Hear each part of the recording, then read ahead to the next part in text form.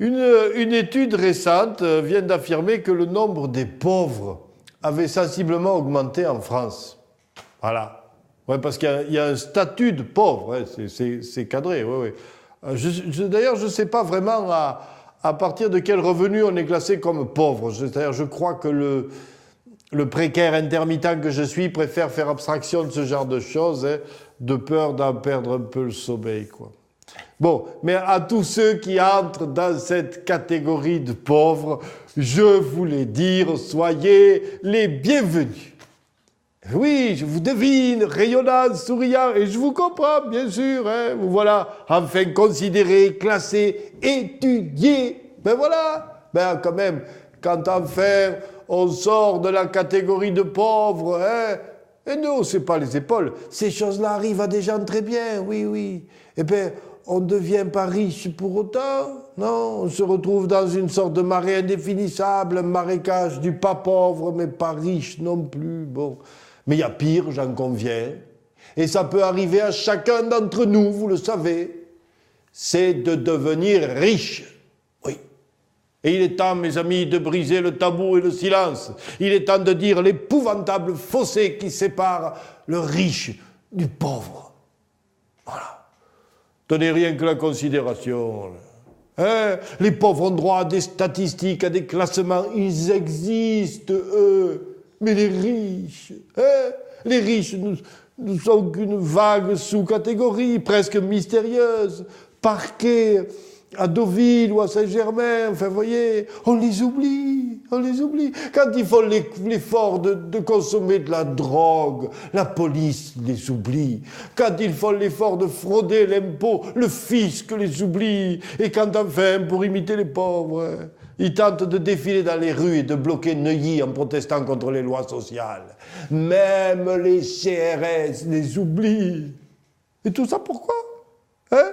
Parce qu'ils sont moins nombreux. Voilà la vérité. Voilà. Écrasés par la majorité des pauvres, les riches n'ont aucun droit à l'existence, quoi. Et le quotidien des riches. Hein? Parlons du quotidien. Chaque jour, pour se nourrir, le pauvre, il n'a aucune sorte de problème de choix, en tout cas de choix. Je veux dire, il sait ce qu'il mange, le pauvre, ça sera des pâtes, voilà. Et le dimanche, des pâtes avec du beurre. Alors le riche, par contre, le riche. Ah, mes bons amis, le riche est obligé de trouver un restaurant. Oui. Et puis pas une brasserie ou un relais routier, non, il faut un restaurant étoilé. Hein. Et dans certains coins reculés, comme le nôtre. Hein. C'est une mission impossible, ça. Alors quoi, il faudrait qu'ils jeûnent, les riches, c'est ça, voilà. Et même s'ils trouvent le restaurant, le problème reste entier. Parce qu'on leur impose une carte de 6 pieds de long, voilà, dans laquelle ils sont obligés de choisir. Obligés. Et choisir, c'est renoncer, c'est souffrir. Hein? Que c'est le pauvre du drame, du renoncement au homard sauce truffe au profit de la langouste à la langue de bœuf. Rien, voilà. Le pauvre, il vit dans son monde de certitude de nouilles, sans se soucier des drames du riche. C'est à peine si le riche, il peut, pour le choix de son vin, bénéficier de l'aide d'un sommelier. Hein? Et encore, ce dernier, hautain, méprisant, hein, il finira toujours par laisser tomber, vous savez, un terrible, ce sera comme monsieur voudra. Voilà. Et le riche reste dans son drame de la solitude.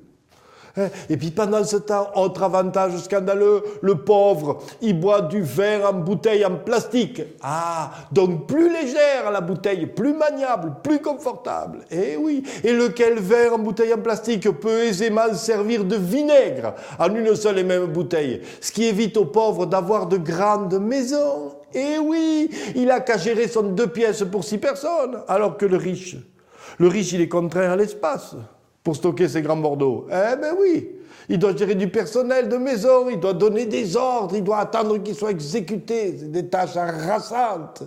Quand le pauvre, lui, se contente d'un coup de balai, vous comprenez ça? Tellement peu de choses à faire qu'il a le temps d'aller faire le ménage à fond chez les riches. Vous voyez? Et les loisirs? Non, mais les loisirs, est-ce qu'on pense aux loisirs? Eh ben non.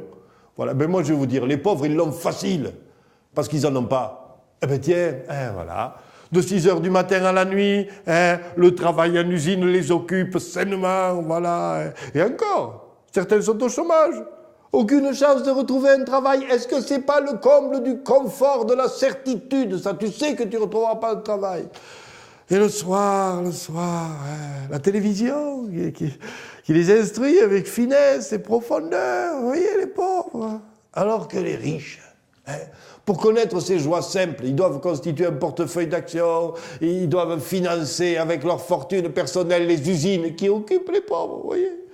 Non mais, et puis est-ce qu'on sait en fait ce que ça suppose de complications, l'inscription dans un golf ou dans un club de polo? Et voilà. Les vaccinations sans fin, les soucis administratifs que supposent les voyages d'agrément aux Maldives et à Dubaï. Et voilà. Voilà, oui. Oui, alors oui, quand même. Le nombre de pauvres augmente en France, bien sûr, mais l'effort qui reste à faire est encore immense. Enfin, comment accepter que ces pauvres laissent les riches croupir dans le désespoir de leur richesse, quand même? Alors j'en appelle solennellement aux pauvres, pour qu'ils acceptent enfin de céder une part de leur pauvreté aux riches. Et s'ils ne le font pas, c'est l'histoire qui leur imposera. Les riches viendront prendre eux-mêmes leurs avantages aux pauvres. À moins que trop longtemps confinés dans leur richesse, les riches n'aient pas la force de caractère suffisante pour briser le tabou et qu'ils choisissent de s'éloigner encore plus de la pauvreté, accentuant encore le fossé entre les deux catégories. C'est possible. Hein? Est-ce que c'est ça que veulent les pauvres? Non, je ne peux pas le croire quand même. Hein? Le nombre des pauvres a augmenté, c'est un bon début, je suis d'accord avec vous, mais il est temps à présent d'accueillir les riches dans cette pauvreté. Hein? Il n'y a pas d'autre solution. Alors oui, pauvres mes frères, acceptons courageusement de devenir riches, nous aussi. Oui.